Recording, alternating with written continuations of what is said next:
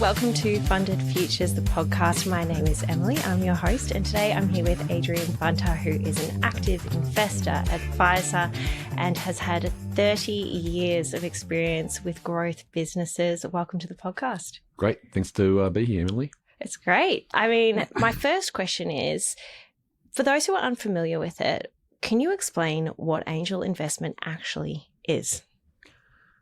There's probably a couple of ways to answer that. So angel investing at its essence is backing early stage, high growth potential companies with cash and expertise. It's starting at the earliest stages, sometimes from an idea, from early product, very early revenues, and really helping them to grow and become really world large established businesses. So why is it called angel investing? Can you kind of give me a bit of a background for that? The historical background to angel investing goes back to actually Broadway days, where high net worth individuals used to back Broadway productions, and they used to be called angels, and they used to fund Broadway productions with an aim to get a return to come out of it. And that sort of just stuck through the years, and it's been like that for decades, or as long as I've ever known it. So, right. Yeah. And what's the difference between an angel investment or a venture investment?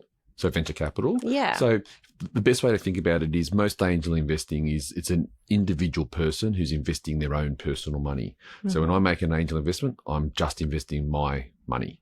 A venture capital investment is normally via a fund with a firm. Okay. They're pooling a whole lot of investors. So they're actually investing some of their own money in a lot of cases, but other people's money around it. They're generally larger, they're more established, they're making much larger investments most of the time. But yeah, the key difference is probably the stage they invest and also whose money they're investing.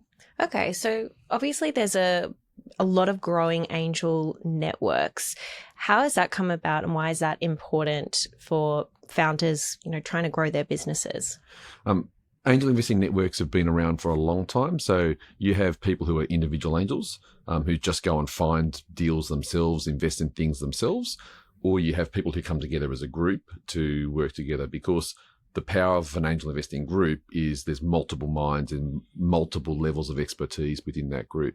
It also becomes more efficient and effective for both the investors, but also for the entrepreneurs looking to raise companies. So if you're a founder wanting to raise capital, you get to talk to a much larger group of people by going to an angel investing group versus going to one-to-one and having hundreds and hundreds of individual coffees with individual angel investors. Yeah, which is a nightmare. Absolutely. I mean, I don't envy founders having to go and raise capital because it's a really, really hard slog. So anything that can actually make it easier and better for them to do it is positive for them. They can get back to what they want to do, which is actually running the company, actually building it on their vision. Right. So, and people are really interested in it. I think people are, if you think about the investment opportunities you have, you can either invest in stock markets or you can invest in property. Property becomes out of reach for a lot of people. It's very hard to get into. Stock market is good, but it's a little bit boring. You can't really do a lot to help the investment. But as an angel investor, you can actually work with a company, help them, provide guidance and expertise. Yeah, angels come with more than just dollars. They come with their expertise and their networks. Right. Yeah. So is that the real pro and the draw card for going with an angel versus a venture capital fund? That's definitely one of them. And an angel is quite often coming in at a much earlier stage than what a venture capital firm would come in. It's common for a company to go through various stages of raising capital. So they will quite often raise capital from their family and friends at their very first round. Then their first level of external investors are quite often angel investors. They might do some more angel investors around that. But then as they start growing and getting bigger, they will start then going to venture capital and venture capital firms. But there might be companies that also look at crowdfunding. So there's a range of different opportunities for founders to go and raise capital, and they have to raise the capital that's right for them at the right stages of their business. Okay. And what kind of businesses do you think are the best ones to go through angel investment? I think the thing companies need to remember is that angel investors are still wanting to make money out of it, and it's a high risk investment. And as a result of that, you're looking for a high return. So a business that has the potential to become quite a large business and highly scalable and highly valuable is the kind of company that's most suited. So you will see today's environment, very much heavily focused more towards technology firms, software firms, things that can be globally scalable, have global markets. But you'll also see biotechnology companies that require large amounts of capital and take a long time to invest. One of the other key benefits for angel investors is they don't have necessarily a fixed fund horizon or timeline. So venture capital funds have got fixed timelines which they normally need to operate to. Okay. They can extend them for a period of time, but they're generally set up for 10 years. So if a fund's been going for a couple of years, maybe it's in year 3 or 4 of its investing, it's really trying to invest and sort of then start getting out of those companies, 6, 7, 8 years later. Whereas an angel investor can often be in a company for 10 years, 15 years. Like sometimes the better the company, the longer it takes to come out, and you make more money by being in it for longer. Oh, right. Okay. So you're a part of the Sydney Angel Network. Yep. What makes that so special? I think there's a few angel groups around the country in different cities. They all have some similarities and some differences. I think one of the key benefits for Sydney Angels is, it's a good collaborative group of people. It's got a good network. It's been established, so it's a not-for-profit organisation. So it's actually run by volunteers, which are the members of the group. So there are 10 people who sit on the executive committee, of which I'm one. So there's 9 other people who do a lot of work on that. And we meet every single week to try to help build and grow the group.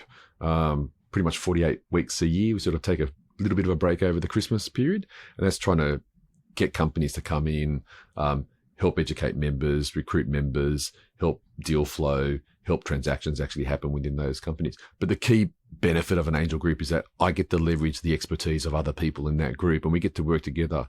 Sydney Angels practices what's basically a collaborative based investment process.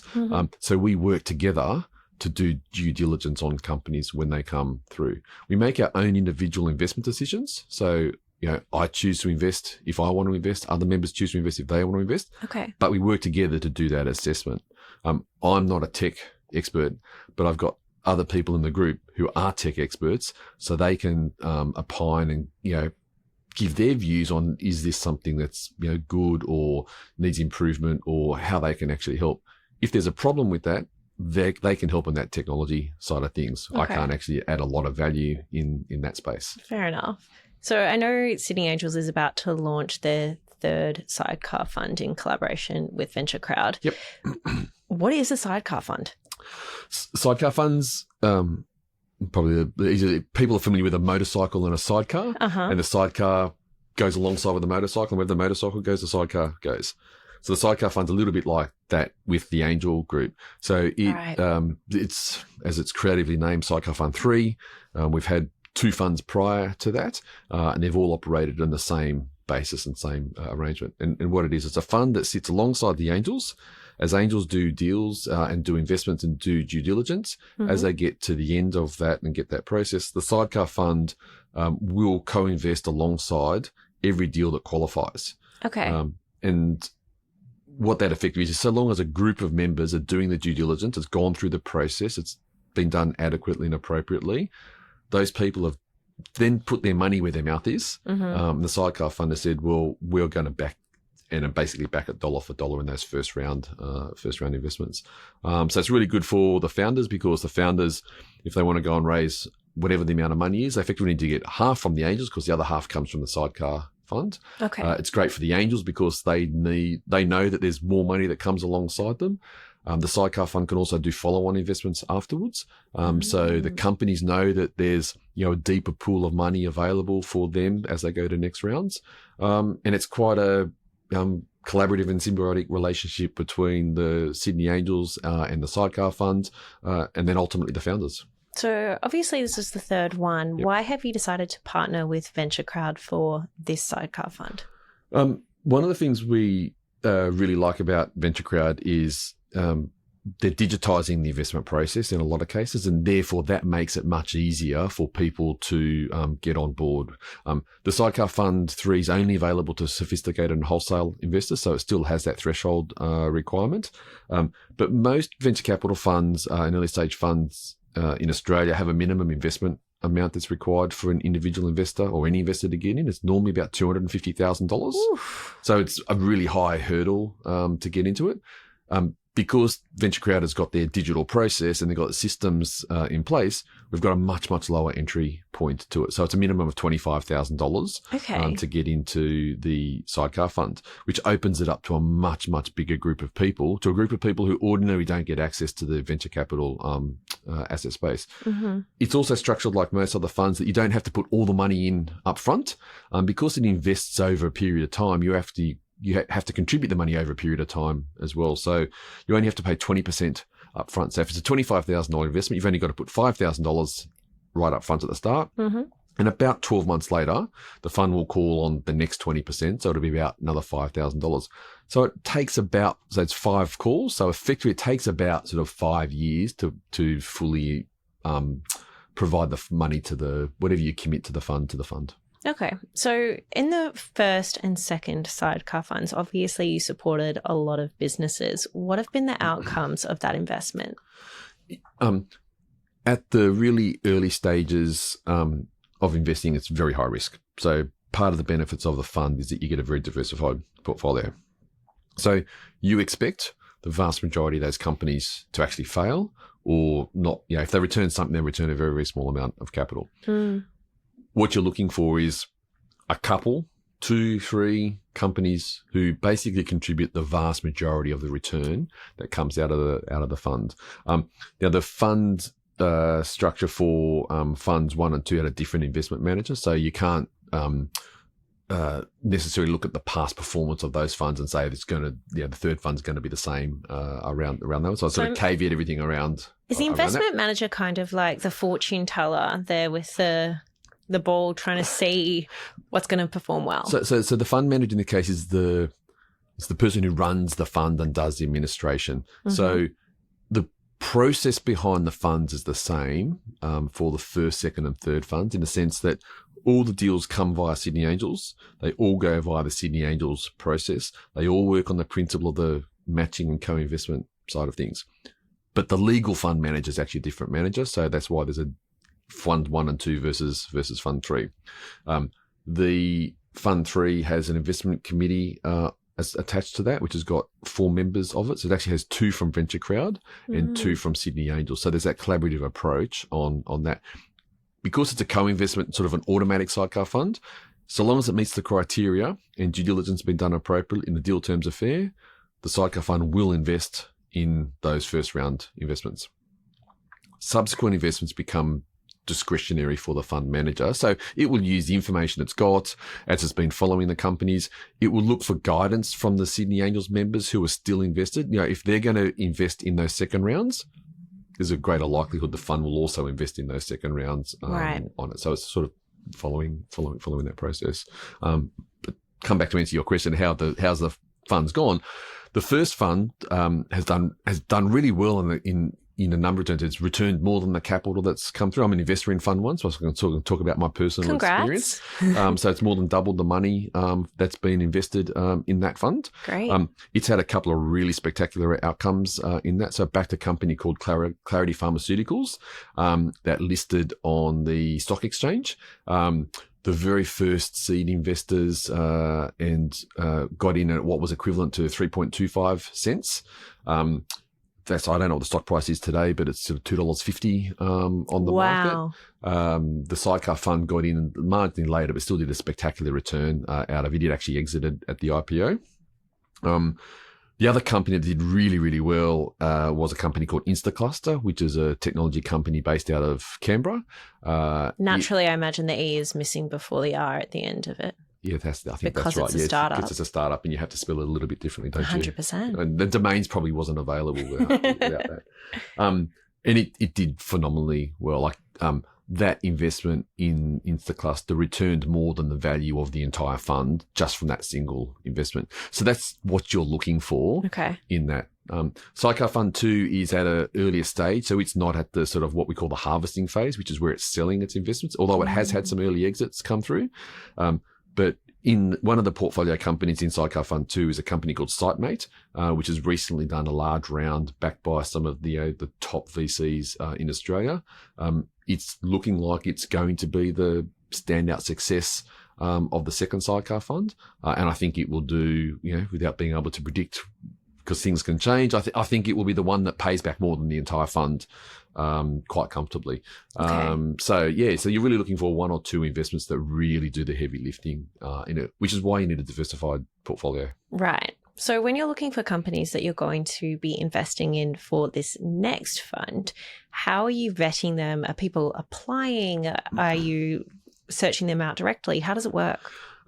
So it starts by companies apply to Sydney Angels. Sydney Angels runs a fairly rigorous process, which has been consistently developed sort of over about 15 years now. 6 times a year, we have pitches to members, but in order for a company to get to that stage where it pitches to a member, first of all, it applies to Sydney Angels. It fills out what we call a 1-page, but actually turns out to be a 2-page application form. And that then gets filtered via a combination of committee members and a handful of members who form what we call like a preliminary deal screening meeting. Okay. So every week when those companies come in, we're filtering those in to see whether or not, is that something of interest that we think is possibly an angel investment or not. So it's like Shark Tank? It's a bit like Shark Tank, but a lot friendlier than Shark Tank. So for that first round, they put the application in. It is a little bit like Shark Tank, except it's a lot friendlier. It's that pre-filtering process. So the members are saying, and the community is saying is, do I think this is an interesting deal? And we basically say, no, it's not, or maybe it is. We then get to the end of the cycle and we look for what we think are the 6 highest percentage deals that have maybes and of interest around that. And what you normally see in each of that cycle, somewhere between 30 and 50 companies are applying in that particular round. So we take those top 6 companies. They then come and do a pitch to what we call a deal screening meeting. That deal screening meeting, again, a combination of a few committee members and a range of Sydney Angels members. And they're normally doing a pitch sort of initial presentation to sort of 15 to 20 people. They do a 10-minute presentation. They do a 10-minute Q&A. Out of those 6 companies, the members then rank those companies, what they feel is best from 1 to 6. We then have a proprietary scoring mechanism. It's not that secret, but that then ranks those companies and filters them into what do we think are the top 3 companies. Okay. All those companies then receive feedback from that meeting about what are some questions, what are some things we didn't understand, how can you improve your pitch and your presentation. We give that feedback to the companies, then we give them some coaching and guidance for their next pitch. The next pitch is to the full members meeting, which is about 40 to 50 people. They've all done via Zoom. They then do another 10-minute pitch, another 10-minute Q&A to go through that same process. And then at that point, members say, yes, I'm interested in learning more about this company, and syndicates then start to form around those deals. And what you normally find is 9 times out of 10, all 3 of those companies have syndicates that form around those companies, who then start doing due diligence on it. So it's a really, really rigorous process to go through that. And then you go through the DD process. One of the other things that I think is really interesting that we learnt, we learnt with the benefit of hindsight, but one of the things that Sydney Angels has done, and people talk about funding for female founders, how they take a really, really small percentage of capital and success at raising capital. Sydney Angels is invested in about 20% of the companies are actually female founded companies versus what people talk in the industry standards about 2% of companies. So that application process we have, because it's done based on the single piece of paper, which is quite a structured form, you don't focus on genders, you don't understand any of that kind of stuff. You're actually really assessing it purely there. So if there is a subconscious bias, it actually helps remove that subconscious bias from it. And I think sometimes female founders actually present really, really well and get given the opportunity in that form. And as a result of that, they get through more and they get a higher percentage of investment, which is great to see. When you think about pitches from a male founder versus a female founder, what do you think the key differences are? I think it's very, very hard to generalize in a lot of cases. I do think male founders in a lot of cases present far more confidently and oversell what they are. They sort of sell the vision of what it's going to be. I think female founders quite often undersell some of that. They don't bullshit as much. For sure. Yeah, absolutely. So they don't bullshit as much, and they're more honest around what it is. So they'll tell you exactly where it is, versus the male founder who will sort of exaggerate in some cases around it. There's not necessarily right or wrong ways to do it. There's pros and cons with both. But I think when you sit down and ultimately look at it, you've got to objectively look at, what are we at these early stages, what are we looking for? You're backing the team. You're backing, do they have a really deep connection with the problem they're solving, the solution that they're actually delivering? Is the market opportunity really, really large? Right? Do you think they can actually execute on it? So like the team is the most fundamental part at these earlier stages. And then I think the opportunity is there. That being said, some opportunities get created over time because as you go through and you learn and do things, it evolves. So what may not look to be a fantastically large opportunity can grow with the right team in it. If you were to cast your mind back over the pitches that you have experienced, which ones have stood out to you in terms of ones that you thought were going to go really well and didn't, and vice versa? I think it's really difficult to put that back to the pitch. So your first point is right in the sense that sometimes the ones that I think are going to be the best are not the best, and sometimes the ones I think, that's okay, is interesting, they actually turn out to be the best. And there's a whole lot of things that happen between those timeframes. I think all startups underestimate how hard it is to gain traction. It always takes longer. It always costs more.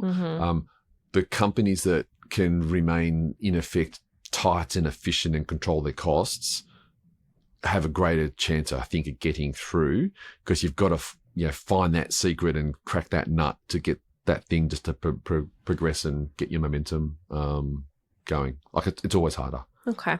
From a personal investor standpoint, what has been the worst investment you've ever made? When have you been fooled? I don't know so I've been lucky that I haven't experienced any frauds.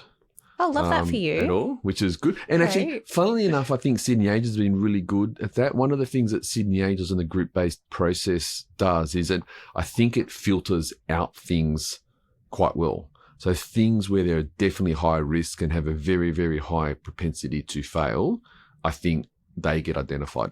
I've seen companies that have been rejected via Sydney Angels be funded by others, and they've failed for the exact reasons why we thought they were going to fail in the first place.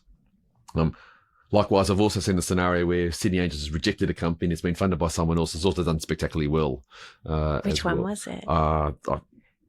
I'm not going to go into names. There's always ones that we could have had that one year, had the opportunity. We didn't see Canva, so it's not Canva. Yeah, right. Yeah, there's lots of people who've sort of said, I had the opportunity to invest in Canva and I missed it. Right? It's like that's that one. I say one in a decade. It's not even one in a decade. It's like a 1 in a 50-year kind of opportunity for those. I always imagine it as like your fantasy portfolio. You have your fantasy football team, but it's the fantasy portfolio that you wish you invested in. Yeah, but that's always easier to say in hindsight, right? Because you just go through the list of all the big unicorns in the country and go, I wish I had that. I wish I had that. I wish I had. Yeah, it's funny. Obviously, it's like betting. Yep. But with a really good PR person. Yeah, and it's like betting, but it takes much, much longer for the race to happen. The returns can be far greater. Yeah. In terms of a lot of the returns and a lot of the multiples out of it.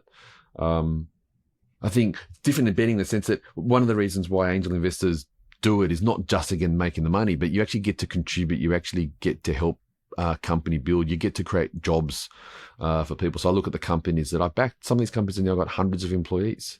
Without the angel investors, and you're investing in these companies when they have 2 or 3 founders and maybe sometimes no other staff, and they're going from 3 people to hundreds of people. Like that is fantastic to see, because the contribution you're actually making to new jobs and growth and the economy and all those things is awesome. For investors, I mean, obviously there's different scales of investors. You've got your retail, your wholesale investors, more sophisticated investors who have the ability to contribute larger amounts and get involved in funds like this. What kind of advice would you give when they're looking for early stage companies to invest in? To the investors. So this is really, really high risk. And as a result of it being a high risk, you need to be highly diversified in it. If you're an investor and you only go and invest in 2 or 3 or 4 companies, the likelihood of your chance of success is very, very low. Mm-hmm. You're just as likely to pick 4 companies that all go to zero. Okay. A lot of people say you need to have a portfolio, sort of get to a portfolio of 20 companies.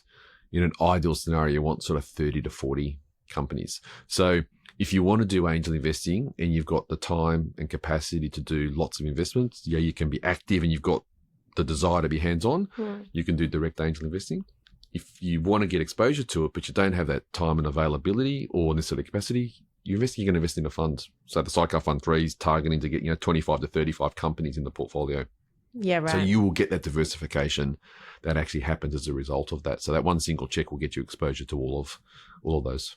Yeah, I think it's interesting. I've been working in equity crowdfunding for quite a few years now, and for retail investors, the opportunity wasn't there to diversify your portfolio in early stage startups through a small investment, and a small investment in a lot of companies, which makes companies like Venture Crowd so exciting that people can now get in on these opportunities from the ground floor.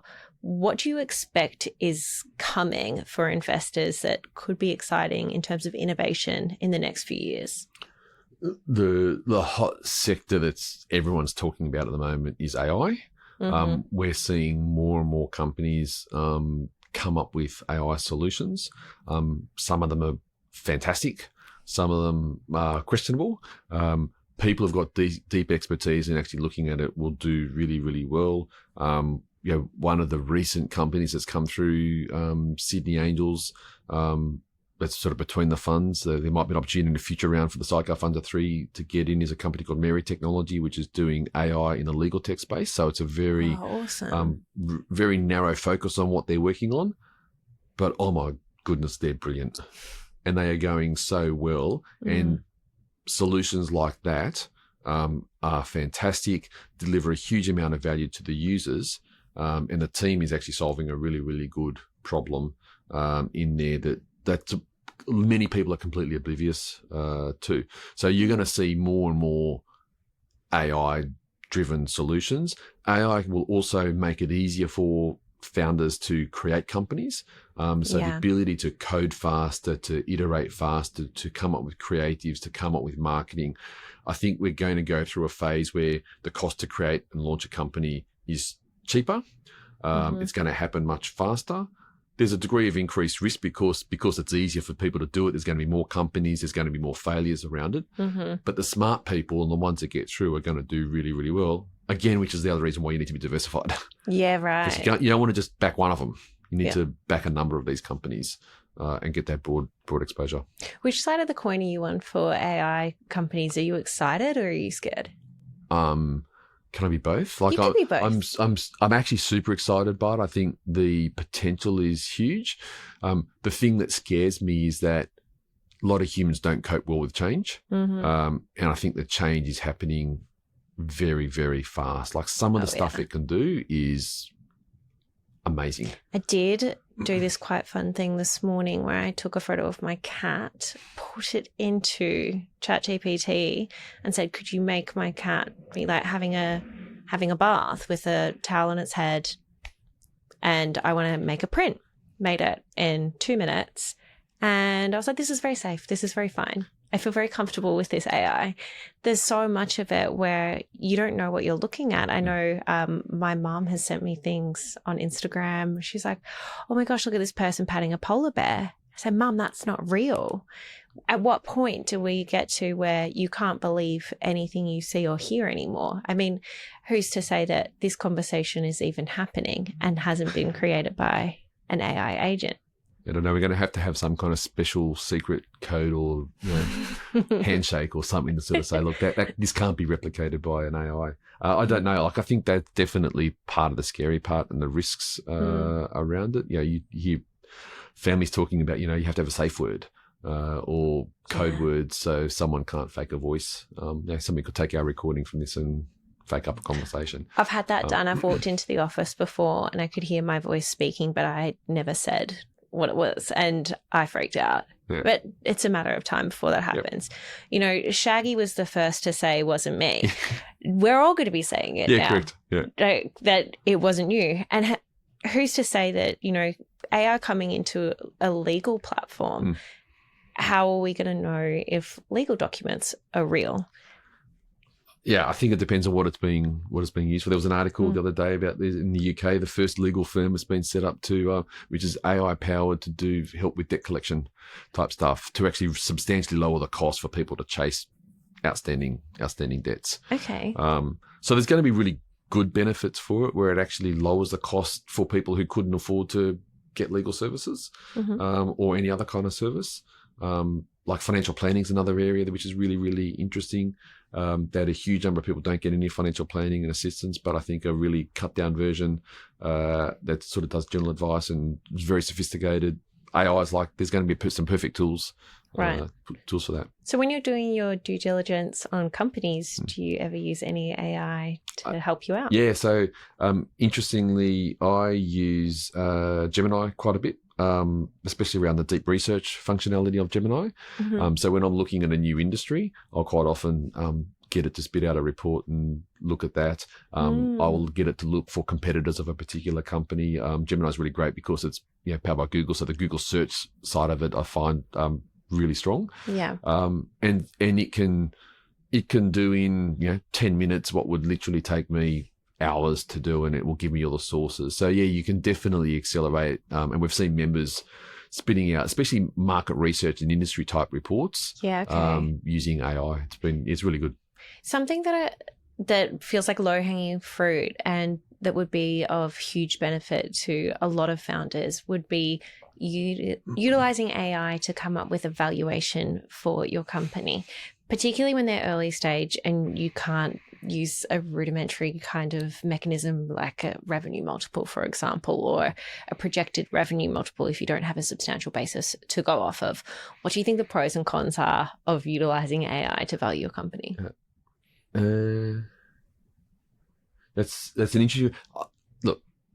It's a tool there that can be used. There are some methodologies around valuing early stage startups. I actually do a training. So part of what City Angels does is we do training courses. I actually do a training course on how to value a startup, and I deliver that for both members. We also deliver it for founders as well, because I think it's important for people to do it. So there are some methods out there without revenues. The scary thing about, and I played with ChatGPT in the early days about, and there's a method out there called the Burkus method. I don't like the Burkus method. Well, personally, but it can work if you know how to adjust it, because it's an old method which just needs to be adjusted for it. But I remember having a conversation with ChatGPT about it, and I sort of said, and I asked for some references, and I said, are you sure this is the number? Is it not this other number? It's not $500,000 per bucket, it's 250. And the ChatGPT said, oh, sorry, yes, I'm wrong, you're right, it's 250. It's like, well, actually, no, it's not. It actually is $500,000, but it just wanted to please me with the answer around it. So I could see people trying to use AI to try to do some of their stuff and not be happy with it, and the AI will just change its answer to actually make the user happy around the valuation method. It's concerning. Yeah. So, but again, if someone wants to learn about it and look at what are the different ways you can value a pre-revenue startup, it's not necessarily going to be a bad way to start looking at some of that stuff. Yeah, right. I mean, obviously market validation is really your best bet at the end of the day, but you do need to have a basis to go off of so you can get feedback on that valuation. Yeah, in a lot of cases for founders, it's about what the future looks like. So, a valuation a company gets at the very early stages, like that business is generally not worth that amount of money today. You can never go and sell it for that number. It's what an investor's prepared to sort of, what they're really saying is, I want this percentage of the upside. I believe that this is a fair outcome for it. And what they're really looking to, or what I look to do is when this company needs to raise money next time in however many months, whether or not it's 8 months, 10 months, 18 months, whatever it is what do I think the company is going to look like at that particular point in time? Yep. And based on that point in time, what do I think its valuation might be at that point in time? And then what's a reasonable premium for me to make in that time frame, given the risk I'm taking of that, and sort of then discount it back. And I don't think enough founders sort of take those steps forward to actually think about, here's what I need to deliver, here's what the next stage looks like, what's it going to be worth. Go and look at benchmarks, look at multiples, talk to people about it, talk to investors. Like, investors see lots of deals, they see more deals than founders see, and they've actually got the best guidance in terms of what value actually is. Because I see hundreds of deals every month, and I see valuation data, I see what people are asking for, I see what people are actually receiving investments at, which is far more than what founders see. Yeah, absolutely. I think it's interesting, depending on where you're getting your funds from, the valuations are significantly different. I mean, if you look at equity crowdfunding, for example, historically throughout the industry, I mean, I only started in 2018 in Australia, but the valuations have been significantly overinflated. And they've been able to raise funds because a lot of the investors are uneducated around the asset class, and they don't quite understand what they're investing in, and the fact that it's illiquid and obviously it's very high risk. Why do you think that that can be problematic for businesses if they are doing their first round of funding through equity crowdfunding, having an overinflated valuation, and then trying to get, say, angel or VC funding afterwards? There's a couple of problems with it for founders who want to go down that particular path. Is once you set a valuation, there's a lot of people, your existing investors don't want to go lower than that valuation. And it's a hard pill to swallow if you sort of said, oh yeah, you just invested at a $15 million valuation and we've gone to get more money, and now we're raising at a $5 million valuation. Like, everyone's literally just ripped up, two-thirds of their money. So when you go too high a valuation, it sets unrealistic expectations for it. Other investors will look at it and say, I saw that you did this really large round. I'm not even going to bother having a conversation and doing it. But there are times when it's like, crowdfunding can be really, really good. Like, if you're a more established business and you've got a good group of people and you're more consumer focused, I think it can actually be really useful for some of those companies to let the crowd own shares in it, because you're going to pick up evangelist type customers and shareholders. Like, those people are going to be incentivized to make it. I don't think there's enough education for especially the retail investor level that it is illiquid, and it can be a very, very long time before you get a return out of it. And I think a lot of people think it's like investing in the share market, and it's not like investing in the share market at all. Then I think there's a couple of examples where people have done crowd funds and then had VCs come in afterwards, but VCs also tend to not like to deal with a company that's got lots and lots of shareholders. What's that about? I'm interested to understand this, because I hear it all the time. And why is that a problem? There's normally a shareholders. So when a VC invests in a company, there's normally a shareholders agreement versus a constitution. And the shareholders agreement, you can put more restrictive clauses in it to protect the investment for both parties, to be honest. But if you're coming into a company, and to have a shareholders agreement, all shareholders have to agree to that agreement. So if you come into a company which has already got 250 retail investors in it, to bring a shareholders agreement in, you need to get every single one of those investors to actually agree to the wedding signatures as well. Right? Now, that doesn't actually almost never works. So people then go, well, actually what I'll do is I'll take the clauses out of the shareholders agreement, I'll try to put it into the constitution, which can work, becomes a little bit harder to do. There's a whole wide range of issues why it just becomes more complicated for a VC to back that. Like, it's not impossible, it has been done. There are some companies that have done it well. But a VC is looking at it saying, this is too hard. It's too hard. This is like, and there's lots and lots of opportunities for VCs and investors. And I think that's the other thing that a lot of founders don't appreciate, is that they think about competition, and the only thing they think about competition is like their direct competitors who are doing the same stuff. But when you're raising capital, every single other company who's out there is fundamentally a competitor for you at that particular point in time for your investment opportunity. Inspiring. Like, that's what you need to think about. And what you need to be able to say is, my investment opportunity is better than this other investment opportunity that you're looking at. And you should spend time doing DD on me, not DD on that other one. Because investors have only got so much time, so they need to pick and choose. Right.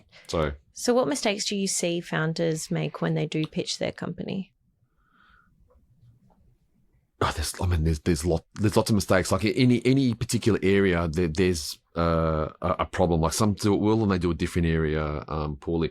Probably some of the common ones they that I find, and it depends on the stage they're at, but they quite often overinflate the size of the markets, and they're not granular enough about what their real market opportunity is. They just go and find the biggest possible number. They say, yeah, here's my TAM, my total addressable market, and it's a really, really big number.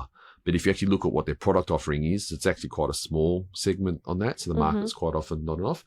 I see lots of companies say, we have no competitors. Oh my gosh, I know. It's one of the most frustrating things around it. And they think it's a positive because, we're the only people who can do it. But it's actually a negative because it says one of two things.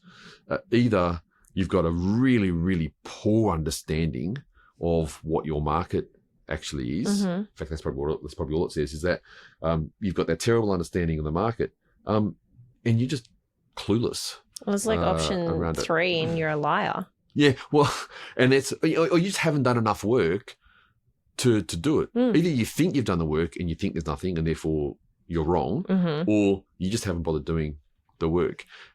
You also see, just as bad. Both of them are terrible. You see people have no idea about business and unit economics. Yeah. Like, are you actually at some point in time going to possibly be able to make money? Because it's all good. Like, it's really, really easy to give away something or sell something that cost you $10 to make and sell it for $2. But that business can never, ever be sustainable and never, ever be profitable. Right. So you need to believe that if that's your starting position, that you can get your cost, your $10 down, and you can get your $2 up, and then it can actually make money. And entrepreneurs always have huge rose-colored glasses. Yeah. They have to. If they didn't have rose-colored glasses, you would never back them in the first place. So it's a fine line between rose-colored glasses and delusion. Absolutely. So I think at the end of the day, the core of it is trust. If an investor doesn't trust that the founder or the team are actually going to deliver on their promises, you don't have anything. I've seen pitches where the Burkers method has been used and they're projecting these crazy figures. And I say, you don't have a substantial enough basis to go off. Therefore, this is misleading and it's completely problematic. And if somebody is directly lying to you, where you can do a quick Google search and say, no, you do have this competitor, or no, you haven't done X, Y, and Z. I don't understand the logic behind it from a founder perspective, but you do see it time and time again. I don't know where it comes from. Yeah. And the other one I think that's really strange is when you ask founders who's supposed to be deeply passionate, understand the space, you ask them a question and like sometimes they haven't even thought about that question and don't have an answer to that question. And investors shouldn't be able to ask founders some of those kind of questions. Yeah, right. I want a founder who's deeply thought about these things. They have to be willing to receive feedback and coaching, and be open to it. But you also don't want them to be so loosely held beliefs that what they repeat back to you is basically just the most recent conversation they've had. So you've seen founders who go and talk to multiple investors, and every single time their story changes because it's reflective of the most recent conversation they've had. I think that one's that's a bit of a red flag. Yeah, right. Circling back to the AI related part, I know that you can now get AI coaches to actually help you out with your pitching. So if you are doing an investor pitch, you can speak to an agentic AI to give you a bit of guidance on how to do it. How do you think that compares with a real life professional active investor like yourself in terms of advice? I haven't played with enough of the AI pitch coaches to sort of say, yeah, these are really good or not good. I had a little bit of early testing, playing with some of the ChatGPT and something. And so I think some of those things can be quite useful just for getting kinds of questions and actually thinking about things that somebody might ask. It's very, very hard. I mean, some of the AI chat stuff, it's not actually genuinely intelligent, right? People still need to remember what it actually is. It's really a probability engine looking at words and combinations of words and what's the most likely answer to that particular question. Yeah, right. So some of the nuances that it comes up with can be a little bit left of field, but that can also be good as well because it also comes up with things in different areas. I think it's going to evolve over time. You got to remember that AI, the worst it is today. Like tomorrow's AI is always going to be better than today's AI. And next week's AI is going to always be better than tomorrow. Like it always just keeps getting better and better and better. So I think you're going to see more and more evolution of this. And as data sets get better and they get more focused, I think some of the AI will, become extraordinary. Yeah, right.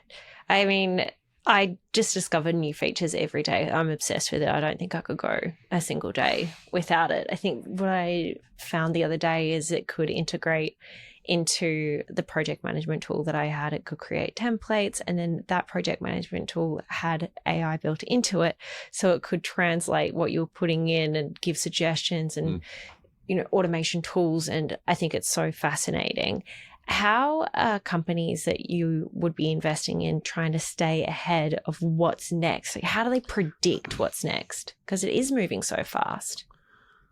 I'm not sure it's explicitly about trying to predict about exactly what's next. I think it's a little bit more about, come back to again, what's the problem they're trying to solve? What's the solution for it? Because AI can do all these things, but it's just one component of what it actually is required to be done, right? Like,